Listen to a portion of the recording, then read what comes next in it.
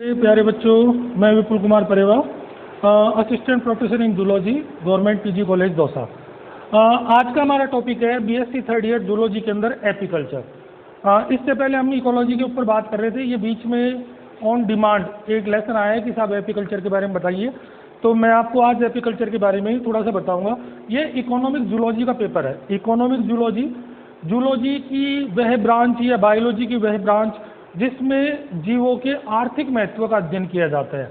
ऐसे जीव जिनसे अपने को आर्थिक महत्व मिलता है, उन जीवों का अध्ययन किया जाता है। तो ये पोर्शन कहलाता है इकोनॉमिक जूलॉजी। अब इकोनॉमिक जूलॉजी की श्रृंखला में एक टॉपिक निकल के आया है एपीकल्चर। एपीकल्चर का मतलब है मधुमक्खी पालन। मधुमक्खी आप लोगों के दिमाग में एक छवि बनकर साफ आ रही है कि जो ही मधुमक्खी का नाम आता है त्यों ही उसके उप उत्पाद के रूप में जो शहद होता है, ये शहद हमारे काम में आता है। शहद का पालन या मधुमक्खी का जो पालन है, किस प्रकार से शहद प्राप्त किया जाता है, ये कला प्राचीन काल से लंबे समय से चली आ रही है। भारत के अंदर चरक और संहिता जो हमारे आयुर्वेदिक ग्रंथ हैं, उनके अंदर भी मधुमक्खी के शहद के बारे में बहुत ही रोचक जानकारी हैं। विभिन्न प्रकार की बीमारियों में शहद का उपयोग किया जाता है। चीनी यात्री फाहियान तथा हेनसांग ने भी शहद के महत्व के बारे में प्रकाश डाला है। कुल मिलाकर कहने का मतलब यह है कि शहद हमारे लिए बहुत लाभदायक चीज़ है, और ये आज का ही नहीं अपितु कई वर्षों से या बहुत सारे वर्षों से शहद का जो महत्व है वो हमारे जीवन में चला रहा है। अब शहद जो बन रहा था वो एक प्राकृतिक कंसेप्ट था कि किस प्रकार आपने देखा होगा, कहीं आप जाते हो तो पेड़ पौधों की छाल या किसी बिल्डिंग या फ्लैट के नीचे की तरफ जो छज्जा होता है, उस छज्जे में आप देखते हैं कि मधुमक्खी का छत्ता लगा हुआ रहता है। अब वहाँ से जो शहद प्राप्त होता है तो वो तो हो गया एक प्राकृतिक तरीका, लेकिन विज्ञान की एडवांस टेक्नोलॉजी ने मधुमक्खी पालन का एक नया कंसेप्ट डेवलप किया है। इसके अंतर्गत मधुमक्खियों को हम एक कृत्रिम छत्ते के अंदर रखते हैं। उनको जो भी उनकी जो व्यवस्था है, किस प्रकार से उनके चैम्बर बनते हैं, वो सारे चैम्बर देते हैं। उस छत्ते को हम उठाकर ऐसी प्राकृतिक जगह रखते हैं जहाँ पर परागण की प्रक्रिया होती है, मकरंद चूसने को मिलता है, तब वो कृत्रिम रूप से शहद बनता है और उस शहद का व्यावसायिक उत्पादन या व्यावसायिक कामों में उसका प्रयोग किया जाता है। सबसे पहले मधुमक्खी की यदि हम बात करें तो मधुमक्खी फाइलम ऑर्थोपोडा की सदस्य है। इसकी क्लास देखिए, ये इंसेक्टा क्लास से बिलोंग करती है। इसका ऑर्डर जो है वो है हाइमेनोप्टेरा, और जो जीनस है इसका वो है एपीडी। ये मधुमक्खी का क्लासिफिकेशन है जिसके अंतर्गत हम जो इसका जीनस है एपिस कैटेगरी में रखते हैं। कौन सी में? एपिस। ये एपीडी की जगह एपिस। इस प्रकार से ये इसका क्लासिफिकेशन हो गया। क्लासिफिकेशन जब हम देखते हैं तो अब जो मधुमक्खियों के टाइप है कि ये कितने प्रकार की होती हैं, जनरली जो मधुमक्खियों की जातियां होती हैं, species of honey bee.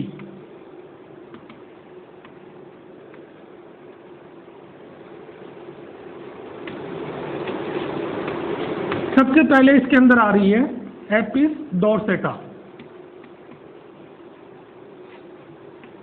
Apis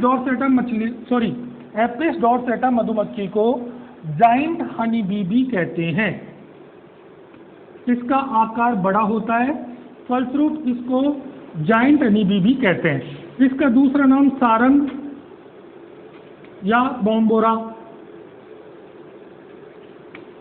ये इसके निकनेम है। जो इसका नाम है वो जाइंट हनी बी। मैंने आपको बताया कि इसका आकार बड़ा होता है, फलस्वरूप इसको जाइंट हनी बी भी कहते हैं। ये भारतीय सबसे बड़ी मधुमक्खी होती है।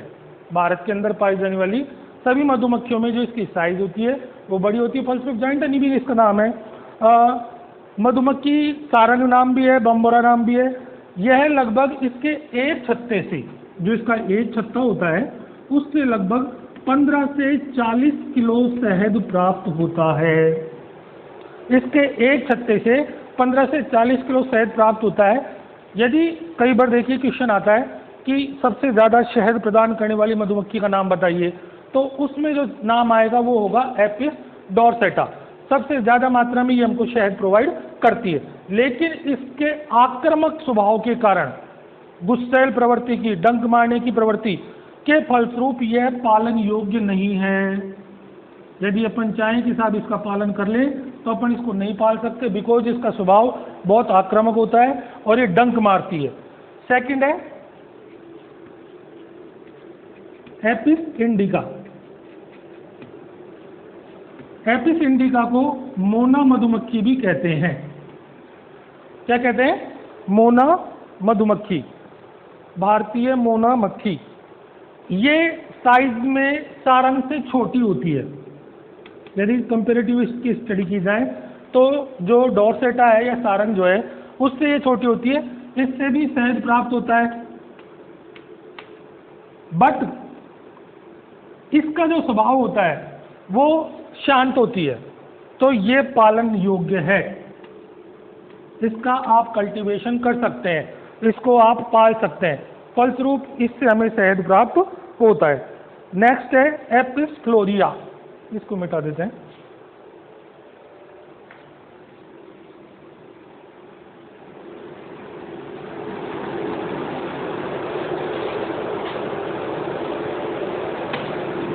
एपिस फ्लोरिया, एपिस फ्लोरिया जो है इसको भृंगा मधुमक्खी भी कहते हैं। इसके साइज मोना से छोटी होती है, जो मोना मधुमक्खी है उससे इसकी साइज छोटी होती है। ये भी इसका स्वभाव शांत है, तो ये इसको पालन कर सकते हैं। और जो सबसे स्पेसिफिक बात है वो ये है कि इसका शहद सबसे ज़्यादा मीठा होता है। यदि शहद के उसके टेक्स्ट के अकॉर्डिंग यदि हम बात करें तो सबसे मीठा शहद जो है वो एपिस फ्लोरिया का होता है। नेक्स्ट है एपिस मेलिफेरा।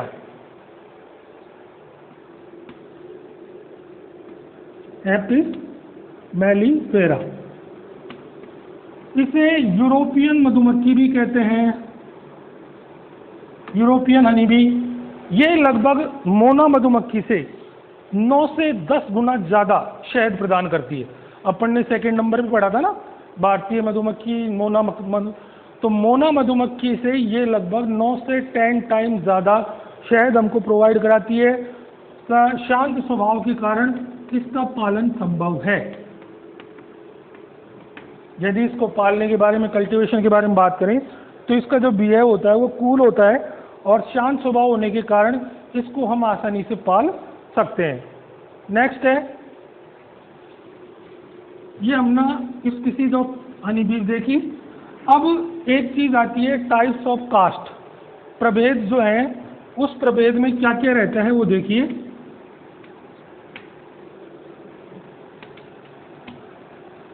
दीमक, मधुमक्खी, ये ऐसे जीव हैं जिनमें सामाजिक संगठन पाया जाता है, सोशल ऑर्गेनाइजेशन। कहने का मतलब ये है कि इनमें नर, मादा, श्रमिक 3 प्रकार के प्रभेद पाए जाते हैं। एक तो हो गया आपका श्रमिक, वर्कर। एक हो गया नर, जिसे अपन ड्रोन कह रहे हैं, और एक हो गई रानी, क्वीन। इसमें 3 प्रभेद पाए जाते हैं, सबों का काम अलग अलग होता है। श्रमिक का काम केवल काम करना है, नर का जो काम है वो केवल रानी को निषेचित करने के काम में आता है, रानी जो है वो केवल बच्चे देने के लिए बनी हुई है, इसके अलावा कोई और काम नहीं करेगी। तो जो एक लेबर ऑफ डिवीजन होता है, लेबर ऑफ डिवीजन, कार्य का विभाजन।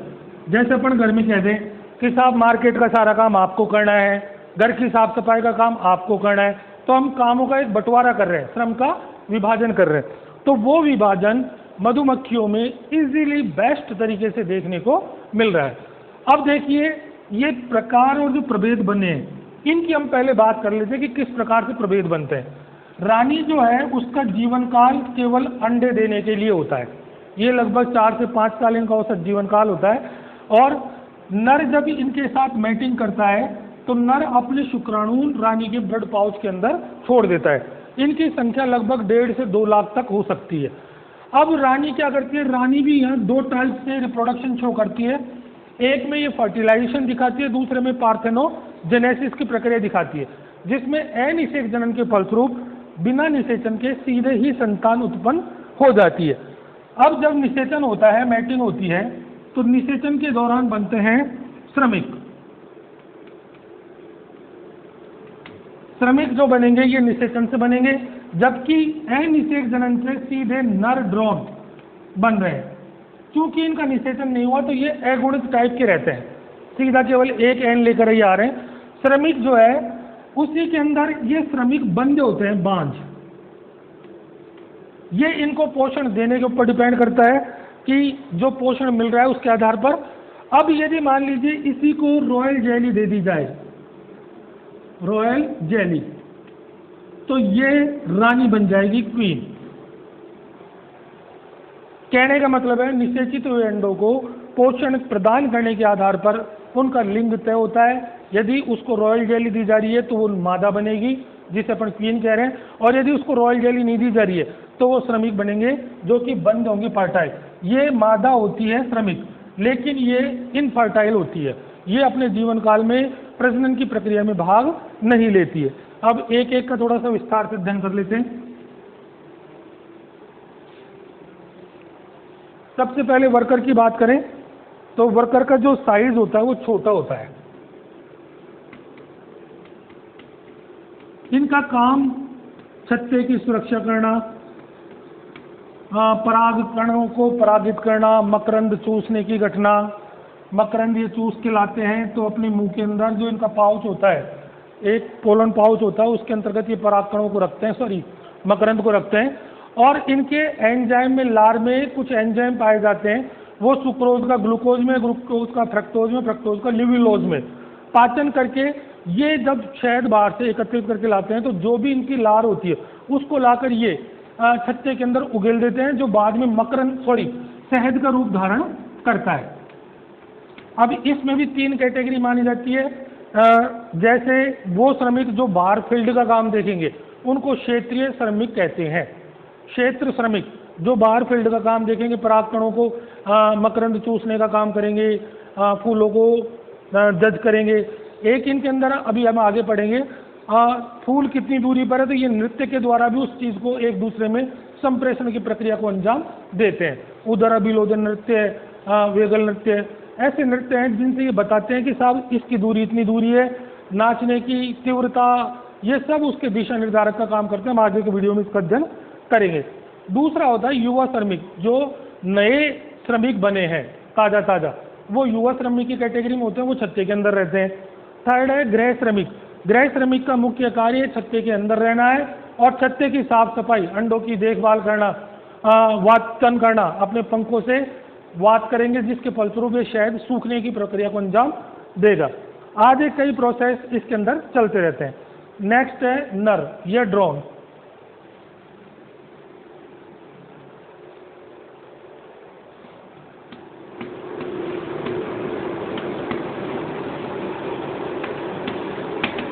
नर होता है वो अगुणित होता है। हमने कहा कि अनिषेक जनन की प्रक्रिया के फलस्वरूप आया है तो ये अगुणित होगा। ये निषेचन के लिए बना है, केवल निषेचन की प्रक्रिया को अंजाम देने के लिए। ये रानी मधुमक्खी के साथ वृंदन काल में न्यूपिटल फ्लाइट होती है, एक विशेष मौसम के अंदर वृंदन उड़ान पे जाता है, कामद उड़ान पे। वहाँ जाकर ये अपने शुक्राणु रानी के ब्लड पाउच में त्याग देता है और जो ही मैथुन की क्रिया समाप्त होती है नर मर जाता है। यहाँ पर कहने वाली बात है कि नर का काम केवल रानी को निषेचित करने का होता है। नेक्स्ट है रानी। क्वीन जो होती है, क्वीन का काम केवल अंडे देने का होता है। नर के साथ वृंदन काल में जब ये उड़ के जाती है तो आते समय फिर ये जो भी इसके ब्लड पाउच के अंदर मटेरियल है, जेनेटिक मटेरियल, अब उसको ये फर्टिलाइज करेगी या पार्थेनोजेनेसिस के माध्यम से देगी। वो सब फिक्स इनका पैटर्न होता है। एक छत्ते में केवल एक ही रानी रहती है एक छत्ते में केवल एक ही रानी रहती है। जो ही रानी बूढ़ी होती है या प्रजनन के योग्य नहीं होती, तब श्रमिक किसी भी निषेचित अंडे को रॉयल जेली खिलाकर एक दूसरी रानी बना देते हैं। जो ही वो रानी बना देते हैं, पुरानी रानी उसका विरोध करती है और विरोध के फलस्वरूप उसको छत्ते से बाहर निकाल दिया जाता है। उसके समर्थन में कुछ श्रमिक भी रहते हैं, तो वो श्रमिक भी उस छत्ते को छोड़कर दूसरी जगह चले जाते हैं। इस प्रकार रानी का बनना या न बनना, ये सब छत्ते के अंदर कार्यरत श्रमिक तय करते हैं कि हाँ भाई अब बच्चे कम पैदा हो रहे हैं तो वो किसी दूसरे को रानी बना देंगे, और ये प्रक्रिया लगातार चलती रहती है। लेकिन मोस्टली एक छत्ते में एक ही रानी रहती है। कुछ वैज्ञानिक अनुसंधानकर्ताओं के अनुसार एक छत्ते में 2 या 3 रानी भी रह सकती है, लेकिन मोस्टली जो समझ में आता है वो ये है कि एक छत्ते में केवल एक ही रानी रहती है, जिसका काम केवल अंडे देना है और बच्चे पैदा करना है। इस प्रकार आज के हमारे टॉपिक में हमने मधुमक्खियों के बारे में बात की, उनका क्लासिफिकेशन देखा, कौन कौन सी स्पीसीज यहाँ पाई जाती है उसके बारे में हमने बात की। नेक्स्ट हमने जो टाइप्स ऑफ कास्ट थी जिसमें लेबर ऑफ डिवीजन था उसके बारे में बात की। अगले वीडियो में विस्तार से बात करेंगे। धन्यवाद, थैंक यू।